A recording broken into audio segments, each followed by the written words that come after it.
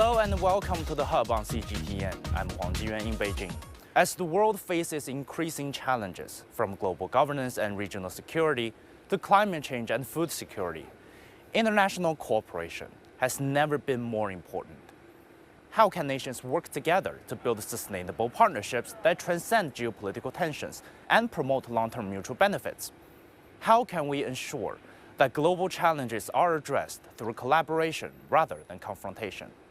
To delve deeper into these questions, we are honored to talk to Grzegorz Kołodko, former Deputy Prime Minister of Poland and distinguished professor at Beijing Normal University's Belt and Road School. Professor, thank you for joining us on the program. So next year, China will unveil its 15th five-year plan. Since your work here in China and both on the international stage, what do you look for in this 15th five-year plan the most? What priorities or key structural transformations do you expect? Domestically, I think it is critical to shift the driving force for economic growth from investment and export to consumption. It's still very interesting why China's society is not prone to spend more on consumption. And the more EU policy will be during the 15 years, 5 years plan, 2026, 2030, favorable toward this restructuring from investment to consumption, the better for sustaining economic growth. I think it is still feasible to stay the course of plus minus 5% rate of growth annually on the average during next 5 years in terms of GDP, which is absolutely necessary to keep also social stability, etc. On the international scale, I think it is balancing the current account, the trade balance. And here is a very interesting point, which I would like to link to what we have said before. Yes, because of the American attitude, which is sinophobic to China, the export from China to US this year under Trump 2.0, under Trump's second administration, what I'm discussing in my new book, is going down.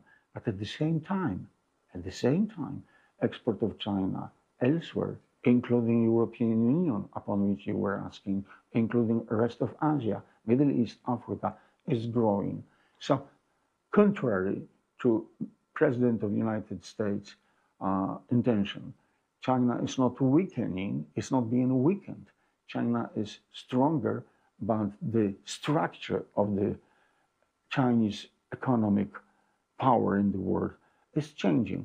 China is less significant as an economic partner for the United States, but at the same time, contrary to the American intentions, is more important as an economic power for so-called global South and also for the European Union. And I think that this direction of restructuring the world economy, where China will be not weaker, China will be stronger, but in a different way.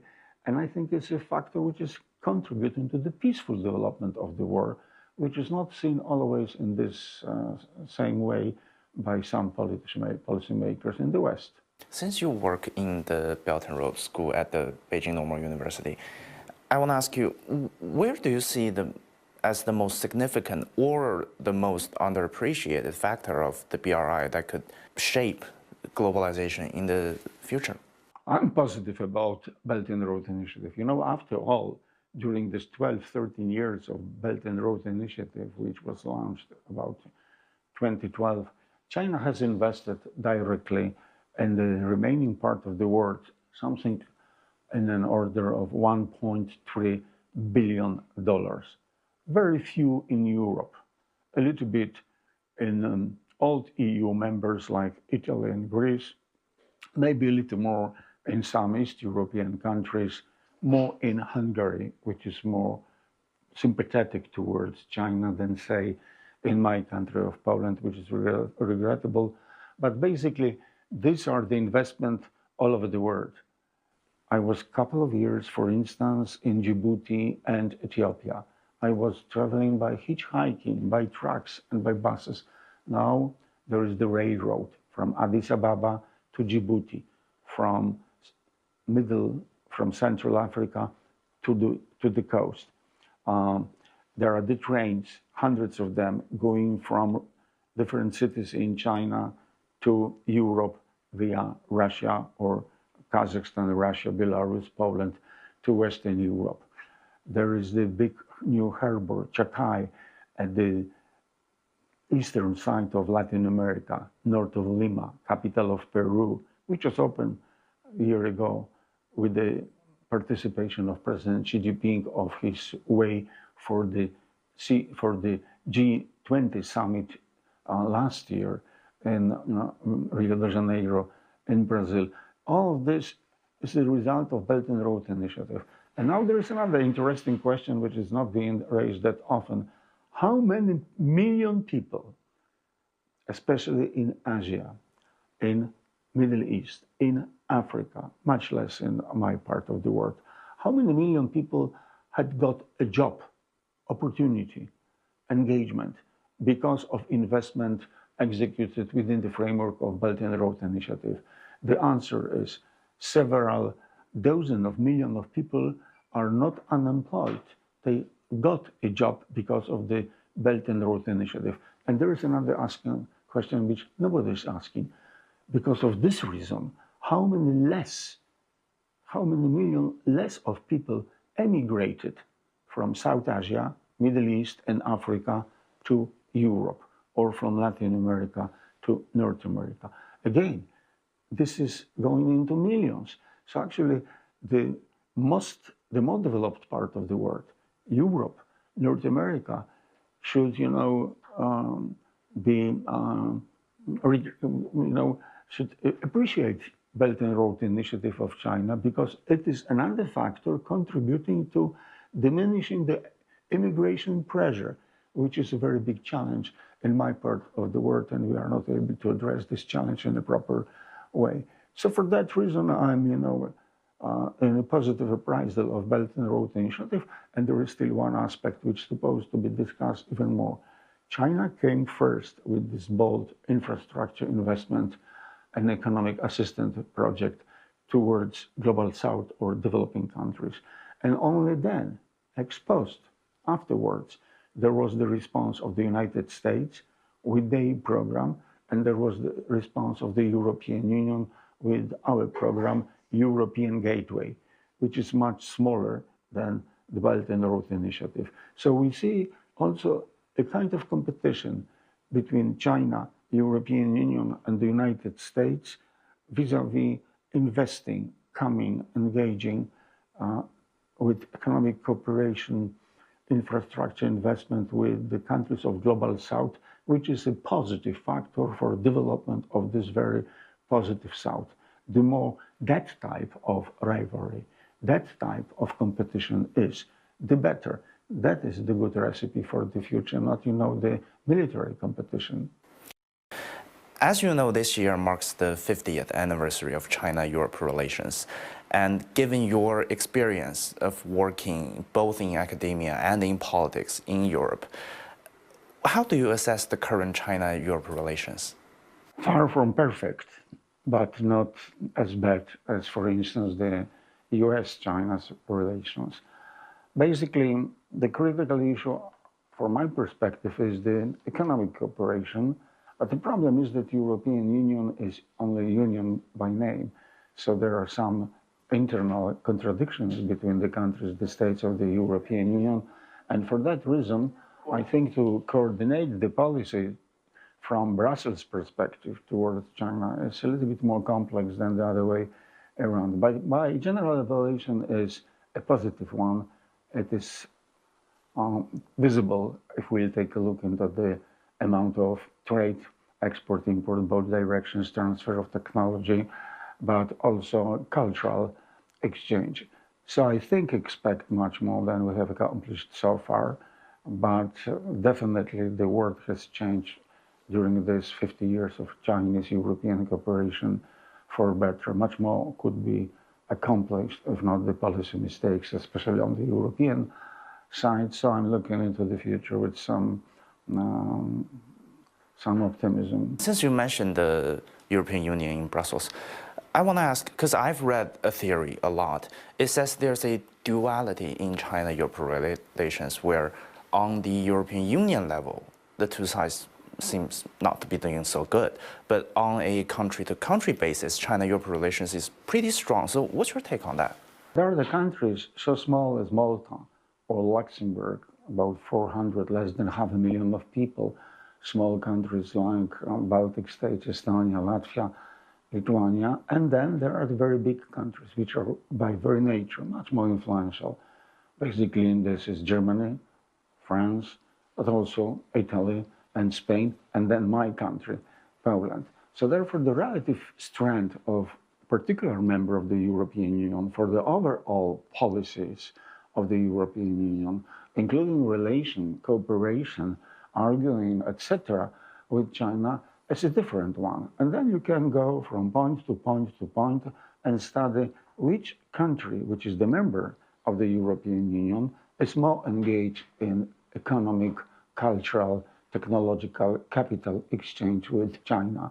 So there are the countries which are more engaged in this exchange, and therefore they are trying to make an impact upon the other countries and the European Union as such, to go farther, deeper, stronger into this cooperation. So from this perspective, we are so-called European Union, but the overall relations between EU and China depends very much on what is like the attitude in Germany, in France, in Italy, in Poland.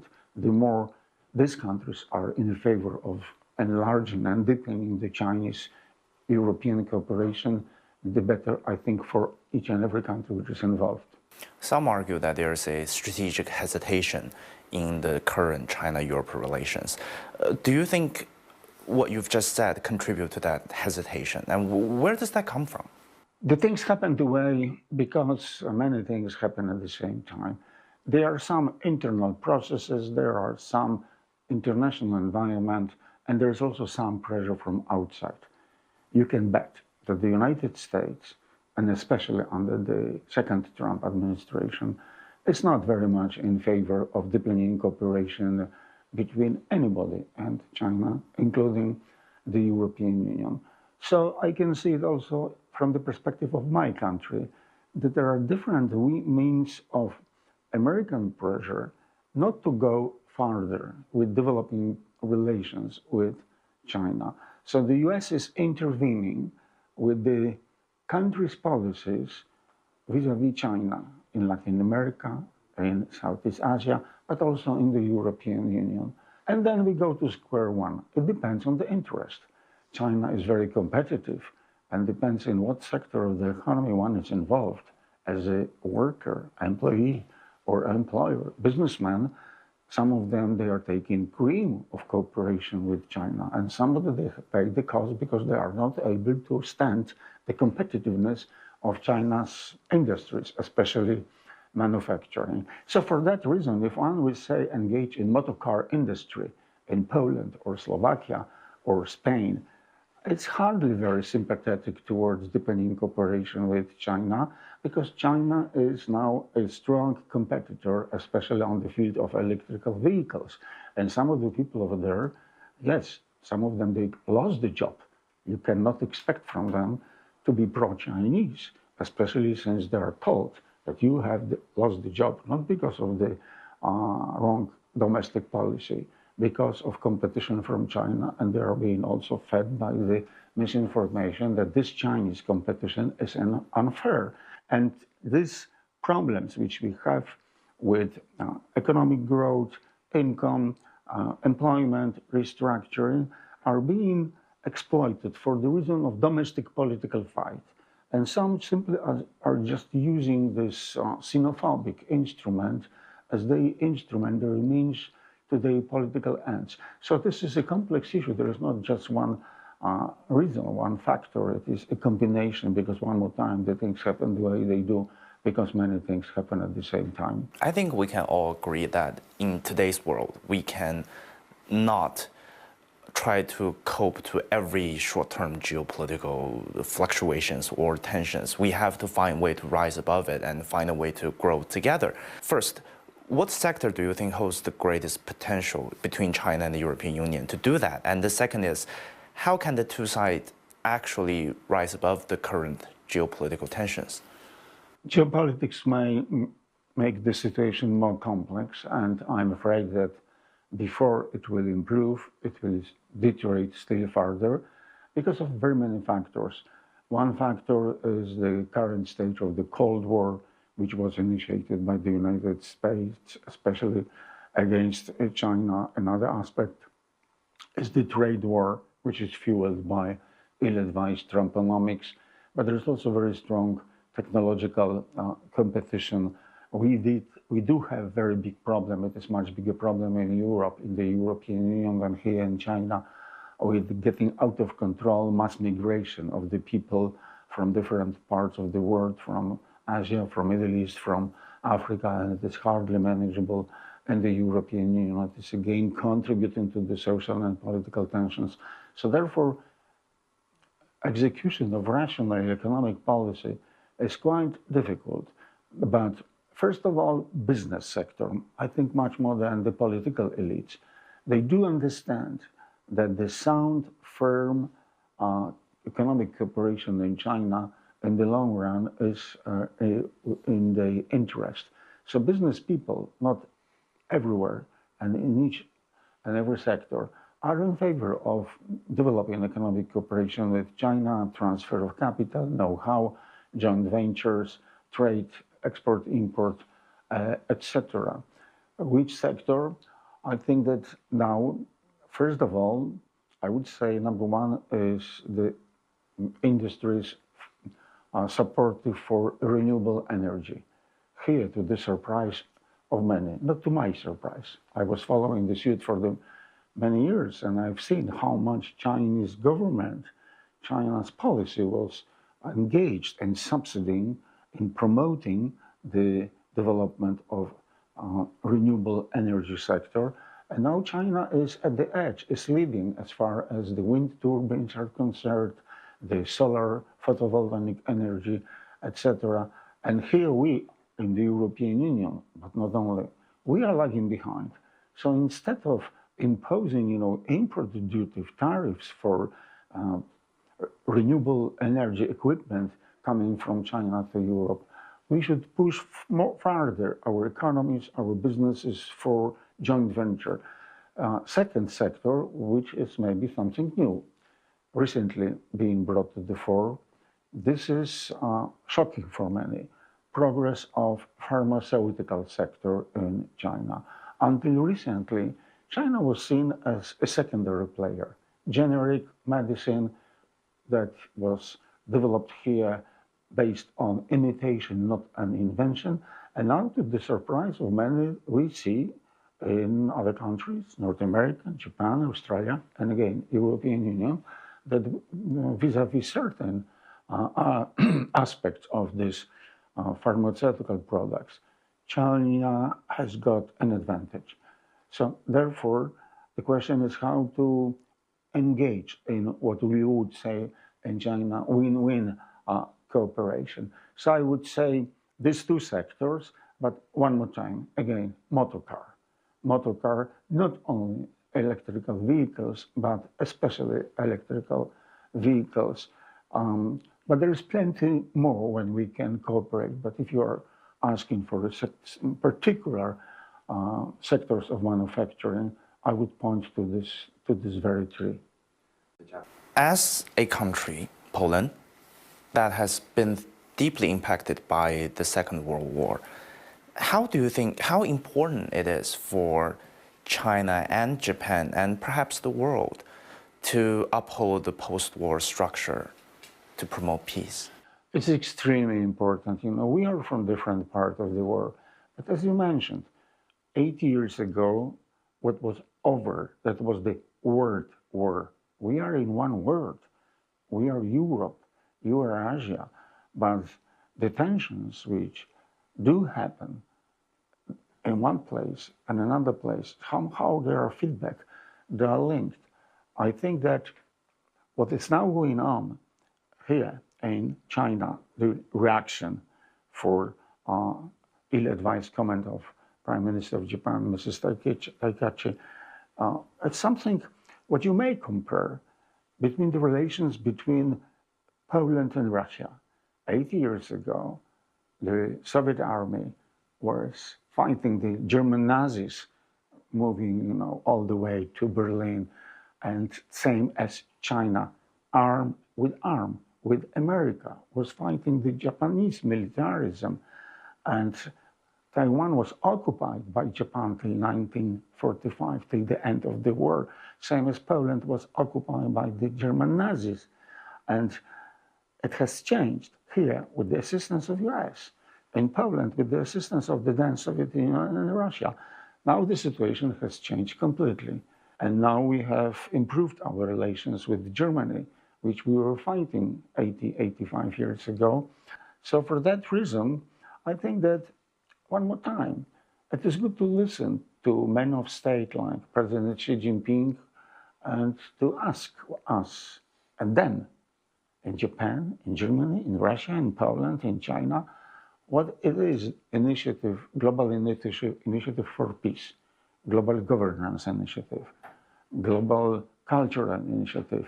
This global initiative of President Xi Jinping are pointing to the direction, if not of the solutions, at least for a dialogue, negotiations, how to improve the things. Because some of the comments that I've read on the internet is that many people don't understand why the question over Taiwan is such a big deal. Can you explain to them just how important is the Taiwan question to China and to the post-Second World War order? One point is that we, the people of academia, intellectuals, we have to make our voice heard. What is the truth? How the history has evolved? Who was an invader? Who was fighting for what reason? And how the situation looked. And for that purpose, I'm afraid that in a lion's share of the world, there is not a full understanding why the Taiwan question is so critical, so important for China. The Taiwan question is being used as an instrument for the political fight within the world. More often than not, they listen, they hear in the US, in Western Europe, that China is a potential aggressor for Taiwan and you do not have any rights to Taiwan. It's a different narrative. And it is going without further deeper explanation. Very many people, they are not aware even of the fact that Taiwan was occupied and in a very nasty, brutal way by Japan since the end of 19th century till 1945. And at that time, we both, America, West, were fighting with Japan also for getting Taiwan back to China. Since you mentioned the United States several times, how would you assess the China-US relationship right now? Because a lot of things have happened in 2025. U.S.-China's relations are absolutely critical for the whole world. This is the relation between two most powerful countries, which are competing vis-a-vis economic might, but also critical for the future development technologies. But also, what is very important, China and US is also competing for influence, including economic one and to the extent political one, in so-called global South. I can tell you the story. I'm here in Beijing this time for teaching my students international MBA program at the famous Beijing Normal University. There is 88 students from 43 countries, mostly from Asia and Middle East and Africa. And it is very interesting because my class is on geopolitical changes and the influence upon economic development. So I'm explaining also to my international students here in China how this competition between US and China it's making an impact of the chances, prospects for economic development. So one must see the rivalry between China and the US, not only as who is stronger, etc., but also who has more to gain or to offer to the other parts of the war. My second point is that, of course, I see these relations negative, and especially because of the current American administration. I just published recently an international bestseller new book, which is called Trump 2.0, Global Disruptions and Power Shifts, where I am addressing the questions you have just raised. What is the sense and nonsense of this Trumpism, Trumponomics, second Trump presidency from the viewpoint of sustainable development of the world? On the one hand, you have Trumpism. On the other hand, you have the global initiative of China's leadership, of China's president. These two approaches are incompatible. They are just going into different directions. So for that reason, the more chances for improvement of American relations, the better. I was keen to learn what was the message after the recent telephone call conversation between President of China and President of the United States. It is so good that they at least met face-to-face recently in South Korea and Busan during the APEC summit, and now we know that President Trump will visit China. Such a visit is always an occasion to solve the tensions which are over there, but don't expect too much improvement as long as Donald Trump is in the White House. He still has over 3 years, of his second term, and what is being done within the United States and on the international scale by the Trump second administration is a very negative one. This is it's something which is difficult to understand for professional economists, because not this time President Trump, it happened a little bit earlier. They declared trade war against China, and they are losing this trade war.